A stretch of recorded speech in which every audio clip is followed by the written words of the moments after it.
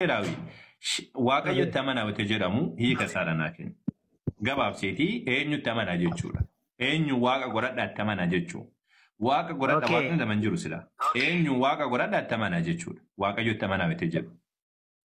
Yesuus itti fufee bartoota isaatiin garaan keessan hin raafamiinii waaqayyotti amanaa anattis amanaa. Waaqayyo tamana jechuun eenyu waaqa godhadhaa jechuudha. Waaqa godhadhaa eenyu waaqa godhadhaa tamana jechuun jira. Yesuus waaqa godhadhaa jechuun jira moo filannoo sii kaa'ame. Waaqayyo abbaa waaqa godhadhaa tamana jechuun jira moo ba. Yesuus waaqa godhadhaa jedhee jechuun jira moo caa. Sadan waaqa tokko yookaan tiriiniitii ka jettu san yookaan ammoo sillaasee jedhan sadan waaqa tokko ka jedhan sadiin sanniin jechuudha. Sadiin sanniin tuufuu si galee sadiin sanniin tuuyyuu waaqa tokko jedhate amanaa jechuudha moo maal jechuudha? Okay, iddoo kanarratti kan inni jedhaa jiru Yesuus Kiristoos isa jalqabaa waaqayyotti amanaa jedha. Itti fufee immoo qoodduu booda anattis amanaa. Anatti amanaa waaqayyottis amanaa jechuunsaa isaan lamaan isaaniiyyuu tokkodha jechuudha. Itti deebine tokko jechuudha. Naan jettaasa dhagaami tokkodha jechuudha. Herreega akkamiiti? Herreega sirriitii miti kun. Haqiiqata herreega sirriitii miti. Egaa herreegni waaqayyo herreega sirriitii. Itti deebine sassan herreega kana herreegni sun sirrii miti. Kan dura jedhan Yesuus Kiristoos maal jedhe? Herreegni waaqayyoo adda. Amma wanta dhaggeeffachuu beeksuu qabdu. Wangeedaabii kee wannan siin jedhe. Wannan siin jedhe waaqayyo itti amanaa wate jedhu eenyu waaqa godhadhaa itti amanaa jechuun jira Yesuus. Kanuma qofa naa deebisi. Waaqayyo itti amanaa anattis amanaa yommuu jedhu anatti amanaa jechuun isaa maal jechuu isaati? Anattis kan jedhu itti deebinaa siin jedhe waaqayyo itti amanaa wate jedhu eenyu waaqa godhadhaa itti amanaa jechuudha. Afaan Oromoo har'a gaafimarra oolaa isaa namni tokko naan deebisuuti. Meeqa si gaafadhee meeqa si dhiisee ammallee naan deebisuusaa meeqa si gaafadhee meeqa dadhabine. Eenyutti waaqa godhadhaa amanaa jechuu jira Yesuus. Tokko isa na ergetti waaqayyo isa na ergetti amanaa. Aniif innis tokko waan ta'eef anattis immoo amanaa jedhaa jira. Anattis amanaa itti siinaa siin jedhe waaqayyotti amanaa wate jedhu eenyutti amanaa eenyu waaqa godhadhaa itti amanaa jechuu jira. Waaqayyo abbaa isa erge. Sii rukutee jira harka rukutuun silaa wannaalee hin taatullee. Akka hundatti si rukuteetiin jira. Waaqayyo abbaa waaqa godhadhaa itti amanaa jechuudha. Geessineetiin jira. Maashaallah. Amma kun gaariidha.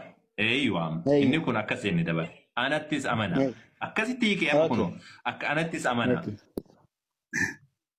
Anattis amanaa. Waaqa tokkochi waaqni lama jiru waaqayyo abbaatti amanaa jechuudha. Abbaa jechuun jaran akka ijoollee musliimaatiif galuuf abbaa jechuun ka waa hunda uume ka wanna jedhe jechuudha. Isa nama dhalchuu jechuudha ittiin baanamu macaafa keessatti ka waa hunda uume hundee waa hundaadha ka waa hunda hundeessee jechuu itti baanamu.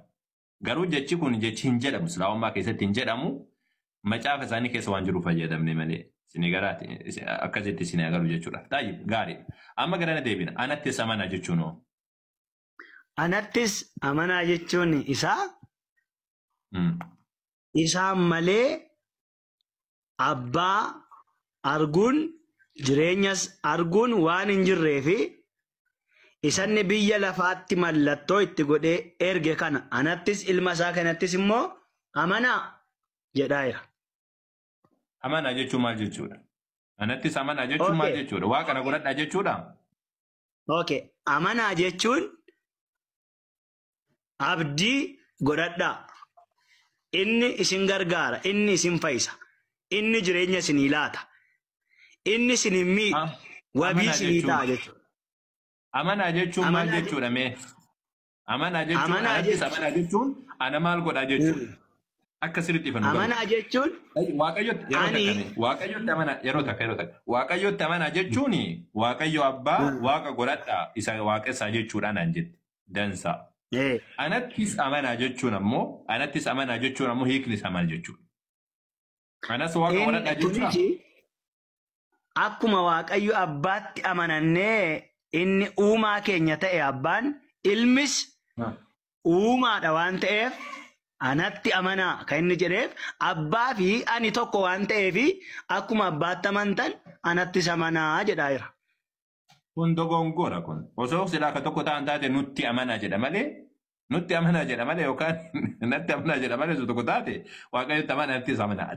Tis kan jedhamu afaan Oromoo keessatti beeksise saantu daddabalamtu waan garaagaraa irratti. Anaa fi ebaluttis yoo jedhe nama fakkeenya anaa fi ebaluttis yoo jedhe nama waan garaagaraati. Si galee nama garaagaraati. Waan akkasiif dubbatamu malee waan tokkoof hin dubbatamu. Dabalataan ati amma Yesuus Kiristoos anatti amanaa wete jedhu waaqa akka ta'e naaf amanaa jechuudha. Inni kun dogongora guddaa. Sababni isaa maalidha? Awwal kaasanii ragaan kan kennaan jedhe. Yesuus Kiristoos mataan isaatu dubbatee jira. Gaafa Alaazaariin du'aa kaasu. Yaa abbaa gara waaqaatti ol ilaalee yaa abbaa jedhee kadhatee jedha. Boqonnaa Yohaannis boqonnaa 11 lakkoofsa 41 irratti. Gara waaqaatti ol ilaalee yaa abbaa jedhe ilaala. Gara waaqaatti ol ilaalee yaa abbaa. Yeroo hundumaa akka tinaa dhageessuun beeka. Yeroo hundumaa akka tinaa dhageessuun beeka. Sini galee rabbiin kadhataa jechuudha. Yaa abbaa yeroo hundumaa akka tinaa dhageessuun beeka. Kanaafuu wanni an dubbadhee kanaaf wanni an dubbadheef jedha. Namoonni as dhaabatan kun akka ati na ergite haa amananiifan kana dubbadhee jedha. Namoonni as dhaabatan kun akka ati na ergite haa amananiifan. Yesuus Kiristoos. Yesuus Kiristoosii rabbiin akka erge haa itti amananii fi rabbiin akka isa erge haa amananiif dubbadhe jedha malee waaqa naa godhatanii jiru. Bakka takkattuu hin jiru. Barattoonni illee waaqa jedhanii kan itti amanan hin jiru. Yohaannis boqonnaa 17 lakkoofsa 8 irra jira. Namoonni jara kana barattoota ofii dhabaanee maal jedheetiin dubbata isaan akka an sibiraa dhufe hubatanii akka ati na ergites amanan jedha. Akka ati na ergites amanan. Akka rabbiin isa erge amanan malee nam tokkooyyuu waaqa jedhee kan itti amanan jiru. Amanuu jechuun ammoo amanuu jechuun akka rabbiin isa itti erge amanu ragaalee kan qabu isa kan. Barattootaan yeroo san maal jedheen anattis amana waaqayyotti amana anattis amanaa jedhe. Erga sana ammoo akkaataa jarri itti amanan Yesuus Kiristoos boqonnaa 17 kun lakkoofsa boqonnaa 14 لعلمك وانا تبيكو قبض بقولنا كده في الرجال كبه حاجة بقولنا كده سديتي العاب حاسو ينجرو بقولنا كده تربط أموراتي كنجرو يسوع كريستوس نام سبويات أمورات يسوع كريستوس قد جراني تيم بيكان براتوتان يسوع كريستوس مالجر براتوتان واقعي التمانة أنا تسمعنا جرين إركسني بقولنا كده تربط دكير رجابه هي في جرا براتوتا مالجر رجابه سبت رجفر يا أبا جري دوبت Yerichi gaira gara ulfina keetti ol na fudhadhu. Sigale akkuma ilmi ulfina siif kenna atis ilma keetiif ulfina kenni jedhee samboodhaan ammoo maal jedhee dubbata. Akkuma ilmaaf ati jireenya kennite ilmis ammoo warra jaallatuuf jireenya akka jireenya qabaatan godhee jira jedhee erga sanii maal jedhe si waaqayyo isa tokkicha isa dhugaa jedhe eenyuun. Si waaqayyo kan jedhu sun eenyuun wa abbaan jedha waaqayyo abbaa ka gubbaa jiru.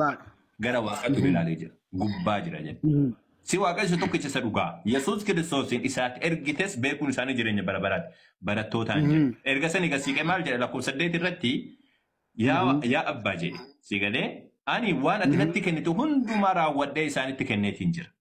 Waan ati natti himtes isaanitti himeetiin jira. Isaanis akka ani sibiraa dhufe hubatanii akka ati ana ergite amanan jedha. Amanan jechuun kana fayyadama. Amanan. Kanaafuu amma amanuu jechuun Yesuus Kiristoos barattoonni akkaataa jedhanii barattootaan anattis amanaa wate jedhu maal jedhanii itti amanan. Waaqayyoon tokkicha jedhanii waaqayyo abbaa qofa jedhanii itti amanan. Ufii isaati ammoo Yesuus Kiristoos akka ati ergite amanan jedha. Rabbiin akka isa ergite amanuudha malee akka ati jettu san waaqa ta'utti namni itti amanan jiru barattoonni. Tokko isaadha barattoonni Yesuus Kiristoos waaqa keenya isatu nu uume jedhee akka isin itti amantan kanatti kan itti amanan jiru. Isa kana dhuguu si barbaachisa. Okay, awwal ko lakkoofsa 22 moo maal jedhamee dubbise achuma? Boqonnaa 17 moo? 17 21 hanga 21 22 keedhu akkuma nuyi tokko taane isaanis tokko haa ta'aniif ulfina tanaaf kennite isaaniif kenneera jedhee dubbata. Kanaaf Yesuus Kiristoos waaqayyo abbaan tokko. Goobas. Amma laalmee asittuyyuu amma Yesuus Kiristoos ulfina ati naa kennite jedha laata. Eenyutu ulfina kennee? Eenyutu ulfina kennee?